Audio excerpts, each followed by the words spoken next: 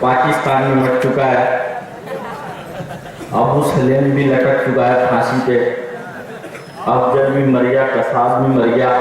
अब मैं उन सबकी राख उठाने के लिए आया हूँ। सब अच्छा ही है, कोई बात नहीं है। अच्छा अच्छा कुछ नहीं, अच्छा तो वो है। क्या कमी है साहब, मैं सही कह रहा हूँ आपको। जब तक मैंने इसको नहीं देखा था तब तक मैं भूत प्रेतों में विश्वास नहीं करता था। इसको देखने के बाद मैं भी करने लग गया। वेदव्रत वाजपेयी जी बहुत बड़े कवि हैं, सच मानो ये वो कवि हैं जिन्हें कई साल मैंने भी नीचे बैठ के सुना है। एक बार आप इनके सम्मान में जोरदार तालियां बजा दो। इससे ज्यादा चापलूसी मैं आपकी कर भी नहीं सकता। मतलब बहुत बढ़िया वीररस के कवि है, वरना हमारे बहुत सारे वीररस के कवि आ जाते हैं, उनको कोई काम दाम नहीं होता, जोर जोर से बोलते हैं फोकट में।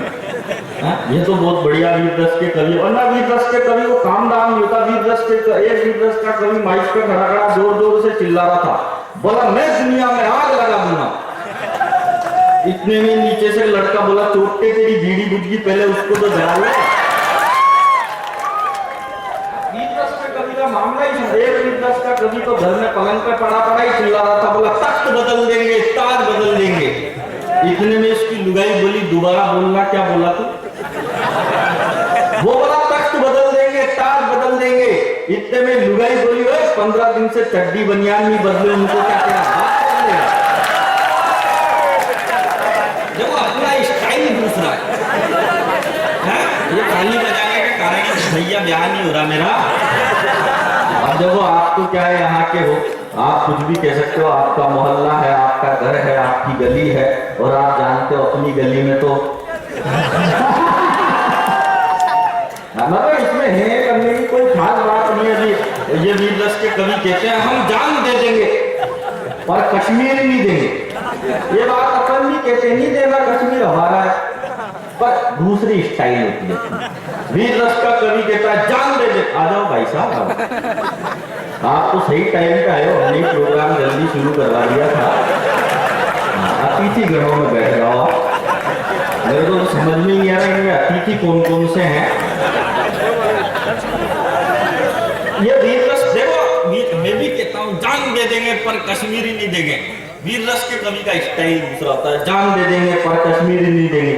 अब अपना स्टाइल दूसरा, मैं कहता हूं कि मैं जान भी नहीं दूं और मैं कश्मीर भी नहीं दूं, अकेले दे दे।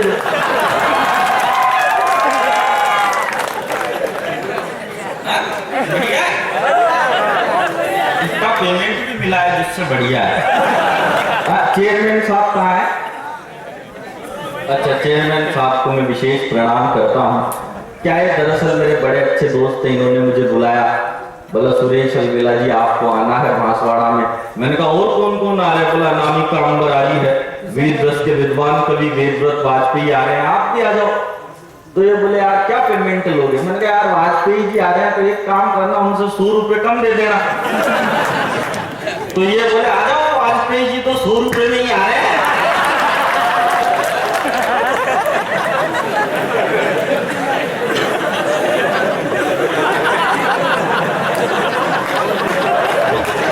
मार्केट वैल्यू नहीं दिखा रहा, मार्केट वैल्यू का अभी आपने कविता सुनाई तो वो 2-4 उधर शहीद हो गए। उठाओ। मेरे को तो ये समझ में नहीं आ रहा, जब प्रोग्राम नहीं होता होगा तो ये कहाँ सोते होंगे। क्या खतरनाक आदमी है साहब को। आगे पढ़ के मत सुनो यार, बैठ के सुनो, आपको खास बात नहीं, वरना आपको इतने बढ़िया श्रोता हो, बिना बात या आप हे कर रहे हो। मैं तो पिछले दिनों अमेरिका में गया। अब अमेरिका में क्या है साहब, मैंने पहली चुटकुला सुनाया, कोई नहीं ऐसा, फिर चुटकुला सुनाया, कोई नहीं ऐसा, फिर मैंने कविता सुनाई तो भी कोई नहीं ऐसा। हाँ, मेरे प्रोग्राम वाले आयोजक से पूछा, मैंने कहा भाई साहब आप हंस क्यों नहीं रहे? तो वो बोला यार मैं क्यों हंसूं, मैंने तो हंसने के लिए आदमी रखे हुए हैं। मैंने कहा आप ताली क्यों नहीं बजा रहे हो? बोला यार मैं क्यों ताली बजाऊं, मैंने तो ताली बजाने के लिए आदमी रखे हुए हैं। थोड़ी देर बाद में उसकी गाड़ी में बैठा, मैंने कहा भाई साहब ये गाड़ी चलाओ ना। तो वो बोला यार गाड़ी में क्यों चलाऊं, मैंने तो चलाने के लिए आदमी रखे हुए हैं। अच्छा 2 महीने बाद फिर उसकी शादी हो गई। मैंने कहा हनीमून पे नहीं जाओगे क्या? वो बोला और मैंने तो जाने के लिए आदमी रखे हुए हैं। बहुत सारी समस्याएं रहती है। चेयरमैन साहब ने मेरे को कहा यार कि आपको बांसवाड़ा आना है, प्रोग्राम करना है, लेकिन प्रोग्राम आप हमें 1 बजे खत्म कर देना।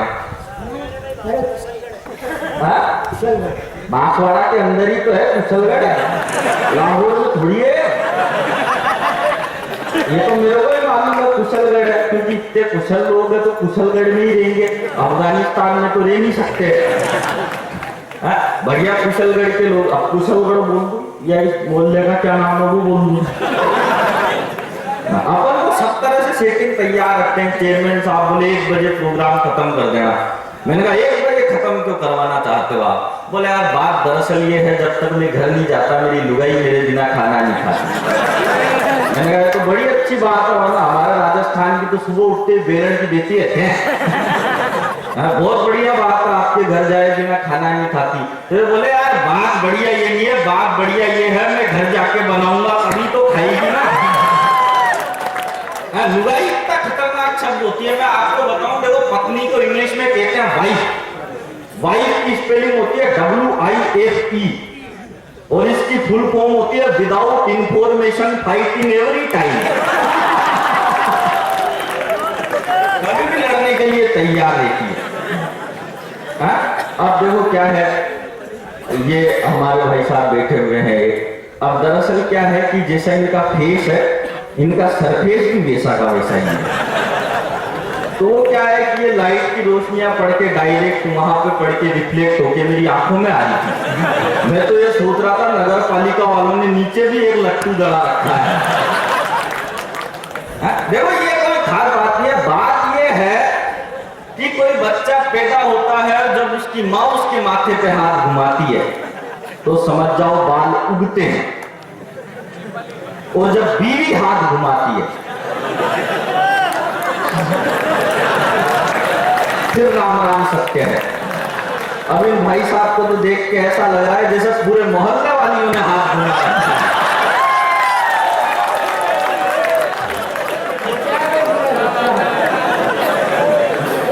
ये करना पड़ता है। बेड पर 5 पेज यदि जाएंगे कार में बैठ के हम जाएंगे कल उज्जैन तो फिर ये मेरे कोई गाड़ी में कहेंगे मेरी तो होगी वंश मोड़ तेरी हुई। इसलिए दुकान जमानी पड़ती है, कोई खास बात नहीं है।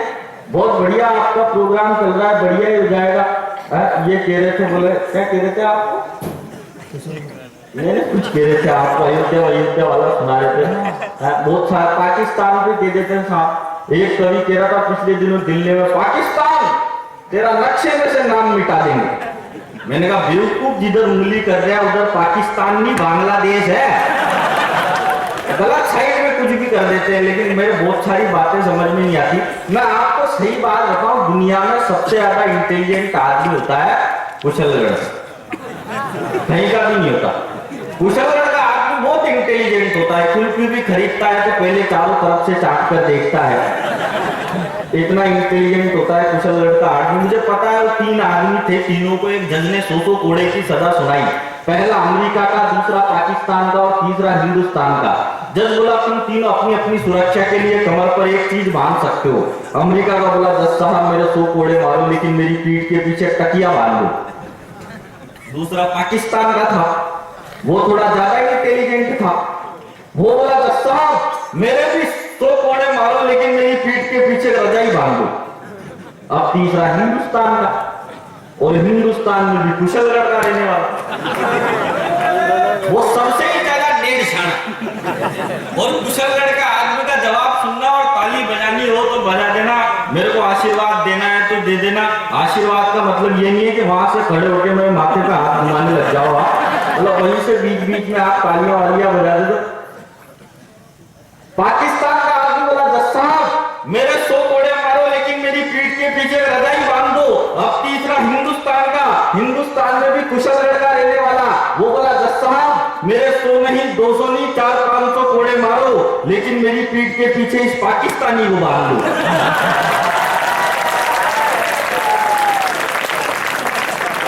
सारा संकट एक बार नहीं समाप्त। फालतू माथा फोड़ी नहीं करनी चाहिए, मेरा कुल मिला के कहने का मतलब है। अब वो कह रहे तो वाजपेयी जी बता रहे थे, बोलो ओबामा अमेरिका के लिए, मेरे पता है वो पिछले दिनों बराक ओबामा क्या हुआ भाई साहब, आया हिंदुस्तान में दिल्ली में, तो ओबामा ने दिल्ली में आते ही घोषणा करी कि मैं हिंदुस्तान को एड्स की रोकथाम के लिए 500 करोड़ रुपए का ऋण देता हूं। तो 2-4 नेता और पहुंच गए ओबामा के पास, तो भाई साहब थोड़ा सा मलेरिया के लिए भी दे दो। तो ओबामा जी बोले मलेरिया के लिए क्यों दे दो, मलेरिया क्या हम अमेरिका वालों ने फैलाया है? मेरी बहुत सारी बातें तो आपको कल समझ में आएगी। मैं आपको बताऊं, देखो पिछले दिनों मेरी मुलाकात हुई एक अमेरिकन से। अमेरिकन मुझसे बोला यार दुनिया में जितने भी आविष्कार किए वो सब हम अमेरिका वालों ने किए, तुम इंडिया वालों ने क्या किया? मैंने कहा तुम अमेरिका वालों ने क्या कर दिया? चोटो बोला हम अमेरिका वालों ने रोबोट बनाया, तुम इंडिया वालों ने बनाया हो तो बता। देखो मैं आपको बता दूं, मैं किसी राजनीतिक पार्टी का आदमी नहीं, ना तो मैं भाजपा का आदमी हूं, ना मैं कांग्रेस का आदमी हूं, आदमी तो मैं मेरी लुगाई का भी नहीं हूं। हाँ, क्योंकि अपन तो वैसे ही है जैसे अटल बिहारी वाजपेयी और अन्ना हजारे जी। बिल्कुल फ्री है, हंसने की बात थोड़ी है इसमें। अब क्या हुआ साहब, वो अमेरिकन मुझसे मिल गया, अमेरिकन मुझसे बोला यार दुनिया में जितने भी आविष्कार किए हैं वो सब हम अमेरिका वालों ने किए, तुम इंडिया वालों ने क्या किया? मैंने कहा तुम अमेरिका वालों ने क्या कर दिया? बोला हम अमेरिका वालों ने रोबोट बनाया, तुम हिंदुस्तान वालों ने बनाया हो तो बता। मैंने कहा अमेरिकन, हमारे तो देश का प्रधानमंत्री रोबोट है, जब तक मैडम बटन नहीं दबाती तब तक तो वो चालू ही नहीं होते।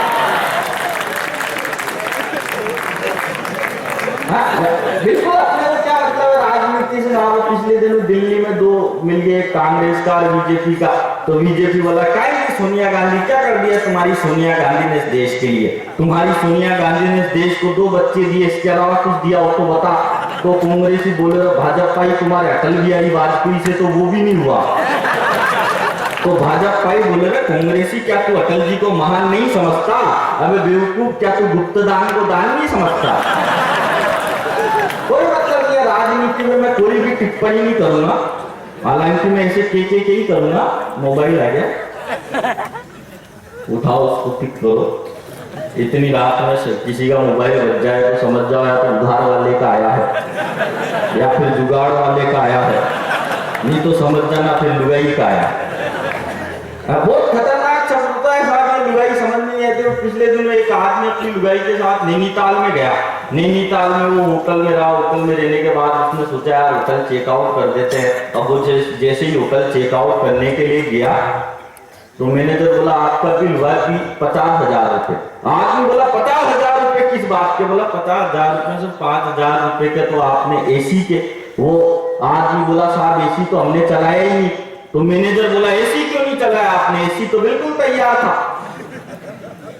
बोला 5,000 रुपए आपके खाने के। वो आदमी बोला जी खाना तो हमने खाया ही नहीं। तो मैनेजर बोला खाना क्यों नहीं खाया आपने? खाना तो बिल्कुल तैयार था। बोला और पैसे? बोला 5,000 रुपए आपके लाइट के। वो आदमी बोला जी लाइट तो हमने जलाई नहीं। तो मैनेजर बोला लाइट क्यों नहीं जलाई आपने? लाइट तो बिल्कुल तैयार थी। अब उस आदमी को गुस्सा आ गया, गुस्सा खटे वो आदमी उस मैनेजर से बोला मैनेजर पहले तो तुम मेरे 1 लाख रुपए का बिल चुका। मैनेजर बोला तेरा कौन सा 1 लाख का बिल? तो वो बोला तूने मेरी लुगाई को छेड़ा है। मैनेजर बोला मैंने तो तेरी लुगाई को बिल्कुल भी नहीं छेड़ा।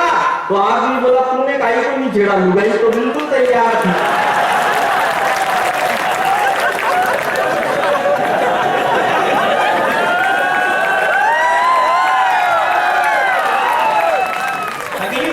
भाई साहब वो कर रहे थे ये दोनों तोता मैना की तू में चल रही थी। मैं तो समझ नहीं पा रहा था। मैंने कहा इनसे जो कर रहे हैं तो ऑलरेडी एक्सपायरी डेट खत्म होने वाली है। सुरेश सन्नाटा जिनका ना उनका फोन आते ही मैं समझ जाता हूँ सन्नाटा आने वाला है कोई कोई। क्या गजब के आदमी है साहब, बहुत बढ़िया आदमी है, बहुत अच्छी टीम इन्होंने यहाँ पे जुटाई है। हालांकि मेरे को मालूम नहीं कि अच्छी जुटाई नहीं जुटाई पर जुटाई है।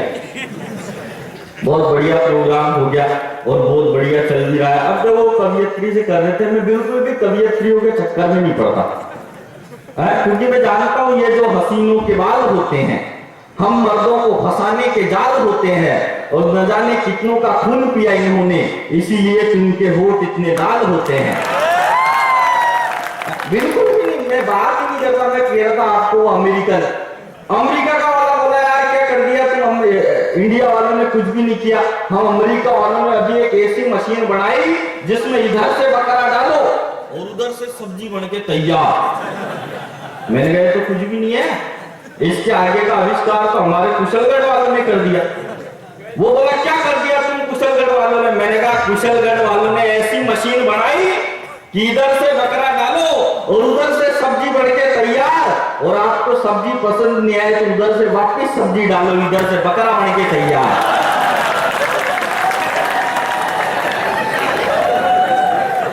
ये कुशलगढ़ के आदमी का दिमाग होता है साहब। मैं तो यहाँ तो हमारा आदमी इंटेलिजेंट का, एक भिखारी मिल गया मेरे से, भिखारी मुझसे बोला भाई साहब 10 रुपए दे दो। मैंने कहा 10 रुपए का क्या करेगा? बोला भाई साहब चाय पीनी है। मैंने कहा चाय तो 5 रुपए की आती है। तो भिखारी बोला भैया मेरी गर्लफ्रेंड भी साथ है। अबे मैंने की तो भिखारी होके गर्लफ्रेंड रखता है?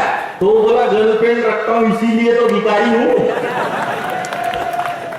ये क्या है, कुशलगढ़ का आदमी बहुत इंटेलिजेंट होता है साहब। मैं आपको बताऊं, पिछले दिनों मैं अमेरिका गया, न्यू जर्सी का एक शो करने, देवव्रत वाजपेयी जी भी गए थे, और वहां पे शो करने गए तो साहब अपने इंडिया में अपन को मान लो जूते की पॉलिश करवानी, तो अपन क्या करते हैं, मोची के पास जाएंगे, मोची जूते के रगड़ रगड़ के पॉलिश। ये एक इतना गमगीन क्यों बैठा हुआ है? क्या वो गर्लफ्रेंड ने दिल तोड़ दिया? अच्छा आराम से सुनो, मस्ती के साथ। आदमी को क्या है, मस्त रहना चाहिए, क्योंकि लिखा है किसी ने कि जो मस्त रहता है वो कभी स्वर्ग में नहीं जाता, बल्कि जहां जाता है वही स्वर्ग बना देता है। अब जब वो अपने इंडिया में अपन को जूते की पॉलिश करवानी हो तो अपन मोची के पास जाएंगे, मोची जूते के रगड़ रगड़ के पॉलिश करेगा। आ जाओ भाई साहब, आपकी बैठ जाओ, कहीं भी बैठ जाओ, मर्दों में ही बैठना है तो फिर क्या चूज करोगे? कहीं भी बैठ जाओ, टिका लो। मतलब मोची के पास जाके मोची रगड़ रगड़ के पॉलिश करेगा। अमेरिका में ऐसे नहीं करते। अमेरिका में क्या है, मशीन में